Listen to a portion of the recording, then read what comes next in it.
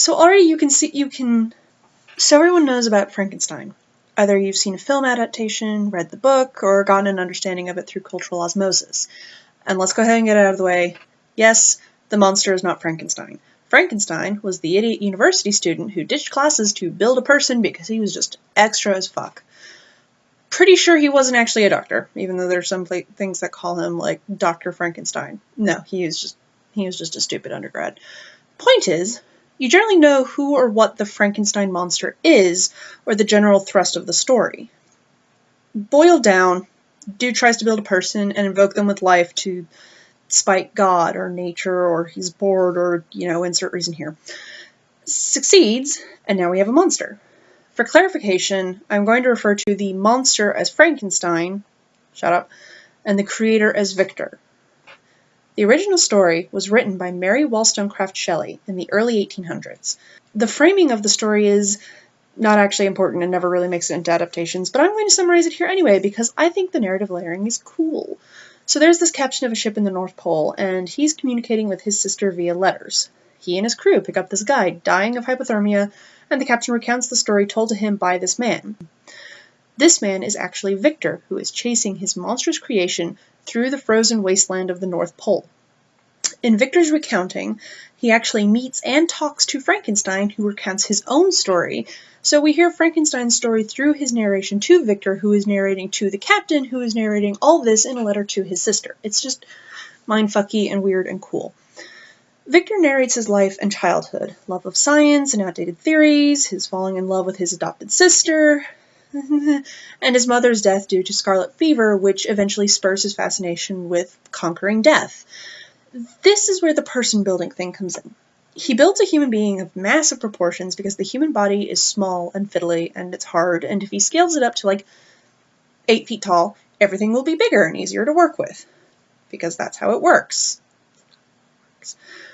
So already you can look at this and be like, okay, this is clearly not going to be a creature accepted by society because it's 8 feet tall and sewn together from different body parts, and what the actual fuck are you expecting to happen here? But we've had all this backstory about Victor where we sympathize with him and see him as a person, and we know where he is emotionally. He's isolated at university with no friends around. His mother has been lost to nasty but natural-ish death. And his choices are either to succumb completely to grief or obsess over his passion of science.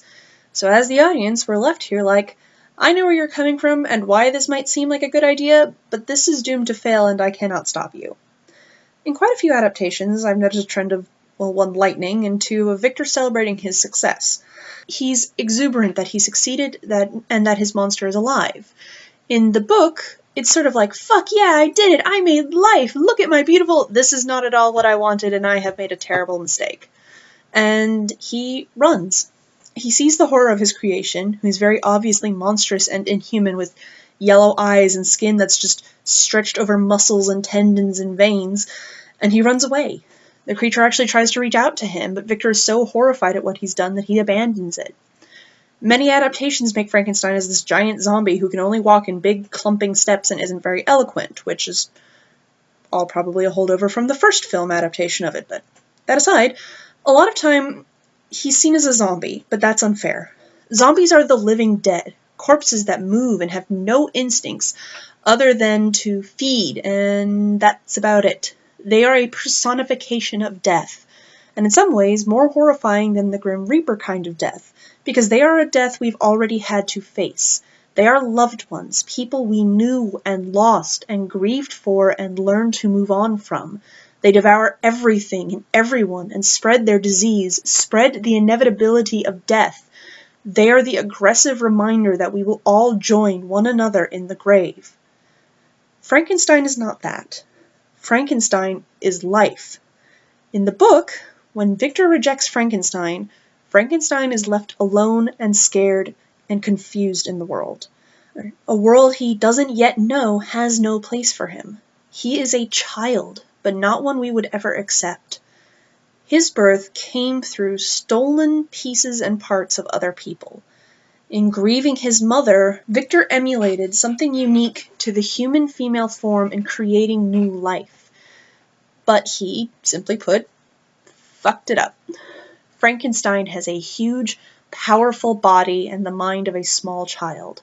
He has no idea what to do with his body. He has no idea who he is, where he fits in the world, and his source of protection, of knowledge, his model of behavior abandons him just moments after he is born.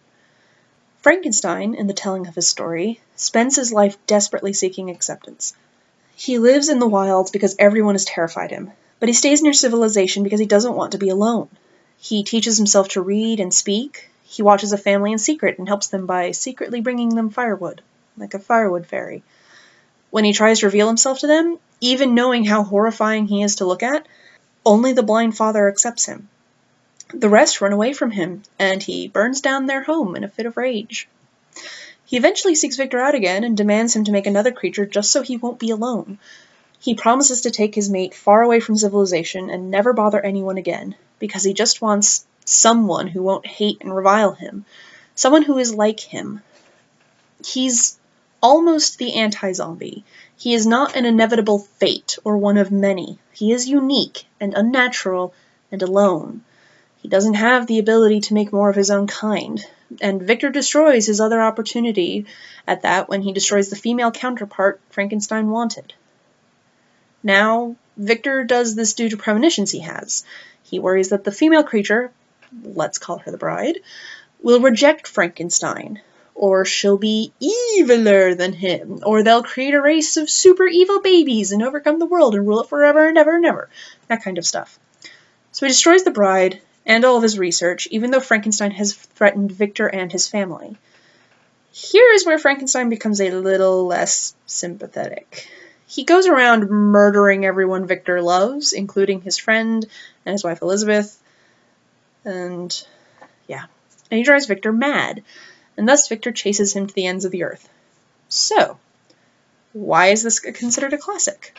Why is this the canonical first science fiction story, the first horror story? Why are there roughly 3,500 adaptations and loose adaptations and versions and cameos of this character?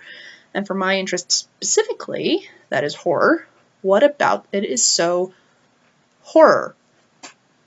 And the answer to most of these, if not grammatically correct, is fucking hell, there's a lot going on in this story. In a very basic sense, the story involves a man hunted by a monster who murders everyone he loves. That is scary, just straight up. There's a scene where Victor has married the love of his life, his adopted sister, and is worried about the monster, so he goes patrolling the grounds trying to find it while the monster is strangling his wife to death in their bed with his bare hands. From a broad perspective, it has a heavy theme of the horrors man is capable of. That is also a very popular theme which you see not literally everywhere, but literally everywhere.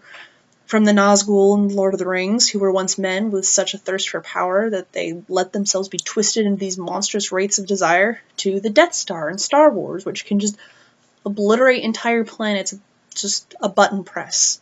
That millions of lives silenced, as it was, after crying out. To the Holocaust, which is a real-life event that happened.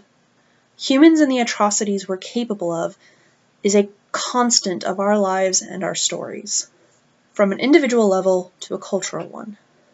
Frankenstein the story is of a man twisting the nature of death, not for any real noble purpose, but because he can. And when it goes wrong, we and he blames himself for it.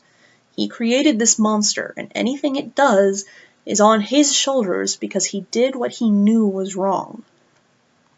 But more than just making the creature, Victor abandoned it. Victor calls Frankenstein evil and rejects him, but there's no sign that the creature was inherently evil. Its first act of evil was burning down the house of the family that rejected him, and that was born of anger and rejection after rejection after rejection. When people first fled from Frankenstein, he didn't immediately lash out or hate them. He hid. He learned to read and speak on his own. He fell in love with the family and did what he thought would help them and make them happy. This is a child who just wanted to be loved and was left alone all by themselves. And when all of their hard work and effort made no difference, he reacted the way any child with an 8-foot-tall man's body would. Probably. So Victor's responsibility in the actions of Frankenstein doesn't just come from saying fuck you to nature and building a person, it comes from him rejecting his creation and his responsibility to that new person. You put in a shit ton of work there, Victor. I know the baby making is fun, but you don't get to skip out when a diaper needs to be changed. This ties a little to the idea of inherent evil and the questions surrounding it. Are humans inherently evil? Are we inherently good? Do these things need to be taught to us? If we don't have a good model of behavior, can we do things like Frankenstein did without hesitation or remorse? If you've ever hung out with kids, like little still growing kids, you will know that, yes, fuck yes, kids are self-centered little psychopaths who need to be taught empathy because they don't understand it. Because all they have is lizard brain, and lizard brain is telling them, do not die. We are small and fragile, and we need attention from the big ones, or we are going to die. Kids need models of behavior that aren't just lizard brain to help them out of that mindset. But that aside, a lot of horror does explore with the idea of inherent evil versus good evil. What horrible things can people be pushed to do, and how much force is needed to push them there? Or what little force is needed to push them there? Next are themes of loneliness, isolation. Loneliness isn't always a horror theme, though it absolutely can be. Loneliness is often used as the force to push people to do things. The 2002 movie May, directed by Lucky McKee, is a good example of horror instigated by loneliness. The horrible things done in that movie were done out of a desire to not be lonely. Isolation, usually literal, is absolutely used as a horror theme.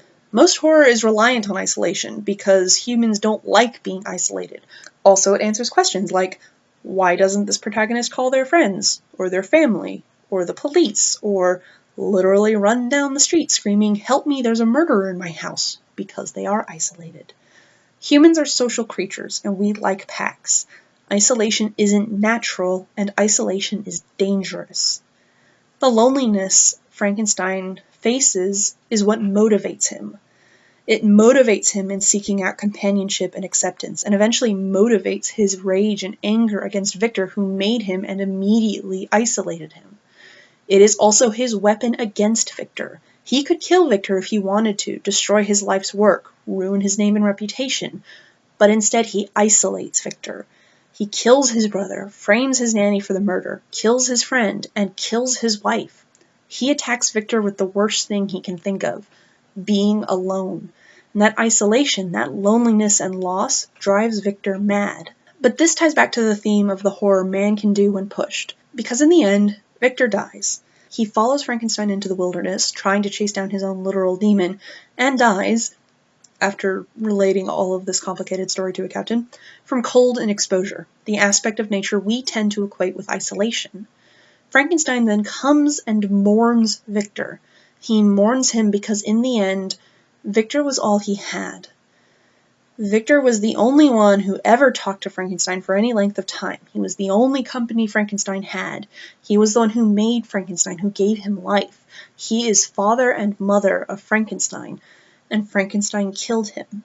Not directly, as he killed Victor's friends and family, but similar to how Victor's rejection led to Frankenstein's own kind of madness.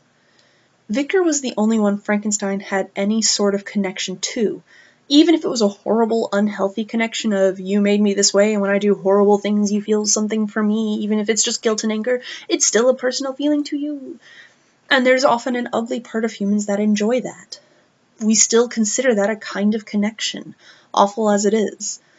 How often have you seen a movie or read a story and heard something along the lines of, it's my fault they're this way, they're my responsibility?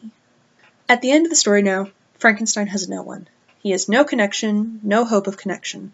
He could kill people, but what's the point? There is no one left who feels anything for him as a person. He is only a monster.